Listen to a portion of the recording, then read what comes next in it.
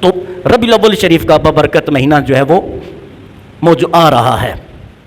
ہر جگہ محافل ہوتی ہیں، گلیوں میں بھی ہوتی ہیں، چوراہوں میں بھی ہوتی ہیں، گھروں میں بھی ہوتی ہیں، مساجد میں بھی ہوتی ہے، اور روڈ پر بھی یہ محافل بابرکت سجائی جاتی ہیں. اچھی بات ہے، لیکن یہاں ایک کلیکٹیولی ذمہ داری، اجتماعی ذمہ داری ہے پیران کی، علماء کی، عوام الناس کی اور منتظمین محفل کی. ان چار لوگوں کی بڑی اہم ذمہ داری ہے کہ جو لوگ انتظام کرتے ہیں محفل کا، تو انہیں بھی سوچنا چاہیے کہ ہم کس کو بلا رہے ہیں اور کیوں بلا رہے ہیں. عموماً ہمارے یہاں معاشرے میں ایک رواج جو ہے وہ چل نکلا ہے، عشاء کے ٹائم محفل شروع ہوگی، 12 بجے تک جو ہے وہ نعتوں کے نام پہ بس کلام سنایا جا رہا ہوتا ہے. دونوں ہاتھ اٹھاؤ، ایک ہاتھ اٹھاؤ، اب نعرے بھی لگاؤ، محفل کو گرم کرو وغیرہ وغیرہ. اس نام پہ جو ہے یہ محفل میلاد النبی صلی اللہ علیہ وسلم کا تقاضا نہیں ہے. میلاد النبی صلی اللہ علیہ وسلم کا تقاضا یہ ہے کہ جب آپ اللہ کے محبوب کی محفل سجائیں تو آپ کے علم میں ہے کہ صاحب محفل کی نظر ہوتی ہے اپنی محفل پر.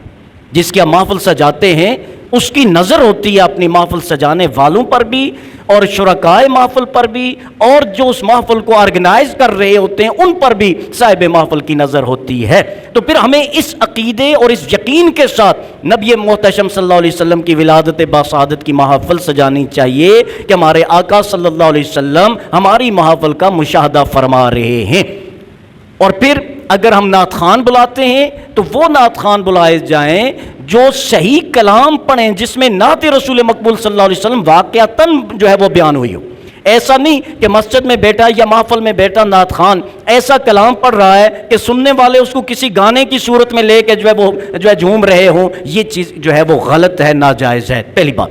دوسرا یہ ہے، ہم جب محافل میلاد شریف میں جو ہے وہ اس کا انتظام کرتے ہیں تو ہمارے جو کمپیئرنگ کرنے والے دوست ہوتے ہیں، بلانے والے، وہ کہتے ہیں اب آقا صلی اللہ علیہ وسلم کی بارگاہ میں فلاں نعت خوان ہدیہ نعت پیش کرنے کے لیے تشریف لاتے ہیں. وہ جب صاحب تشریف لاتے ہیں پتہ ہی نہیں چلتا کہ وہ نعت پڑھ رہے ہیں، وہ حمد پڑھ رہے ہیں، وہ منقبت پڑھ رہے ہیں، وہ استغاثہ پڑھ رہے ہیں یا وہ مرثیہ پڑھ رہے ہیں. نعت وہ ہے جس میں نبی اکرم صلی اللہ علیہ وسلم کی شان، فضیلت اور مقام بیان ہو، اسے نعت کہتے ہیں. اور جس میں اللہ کی تعریف بیان کی جائے اسے حمد کہتے ہیں. اور جس میں مدد مانگی جائے، استغاثہ، جس طرح عربی کے اشعار ہیں، یا رسول اللہ انظر حالنا، یا حبیب اللہ اسمع قالنا، اننی فی بحر ہم مغرق خذ یدی ساحل لنا اشقالنا. اسے استغاثہ کہتے ہیں کہ یا رسول اللہ ہم پر نظر کرم فرمائیں، یا رسول اللہ ہماری مدد فرمائیں، ہم غم میں، دکھ میں، تکلیف میں، مشکلات میں مبتلا ہیں، ہمارے ہاتھ پکڑیں اور ہمیں ساحل مراد تک پہنچائیں. اسے کیا کہتے ہیں؟ استغاثہ کہتے ہیں، مدد طلب کرنا کہتے ہیں.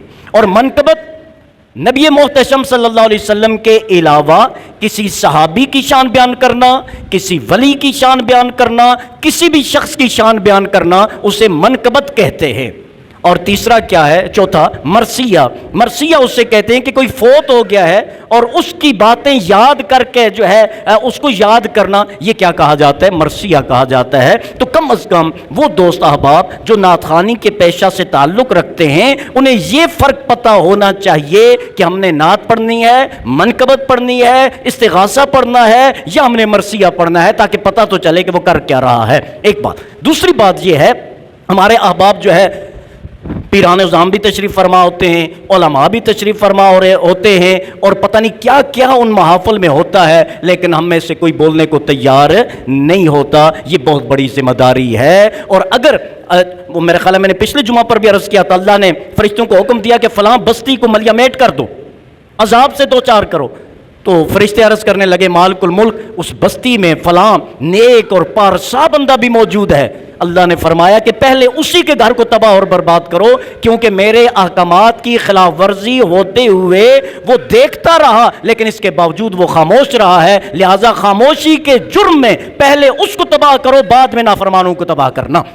تو یہ بڑی ذمہ داری کا کام ہوتا ہے، اس کی طرف ہمیں توجہ دینی بڑی ضروری اور اہم ہے.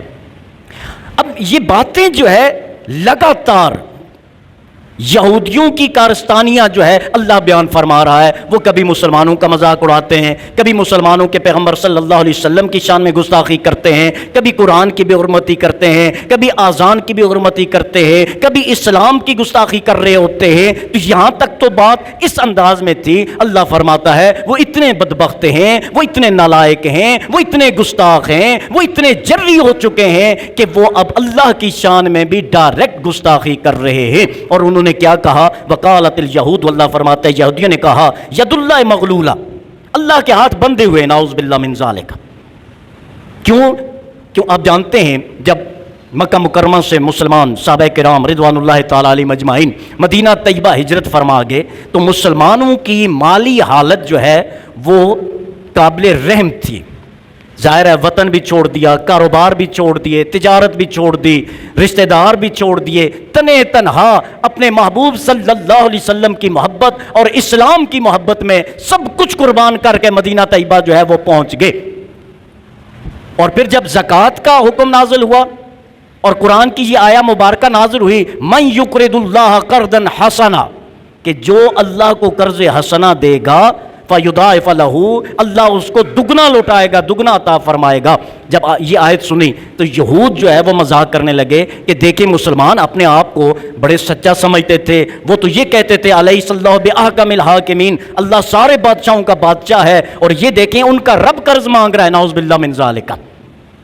تو اس پہ انہوں نے کہا ید اللہ مغلولہ، اللہ کے ہاتھ بندھے ہوئے ہیں، نعوذ باللہ خود رب کچھ نہیں کر سکتا، ہم سے اور لوگوں سے قرض مانگ رہا ہے.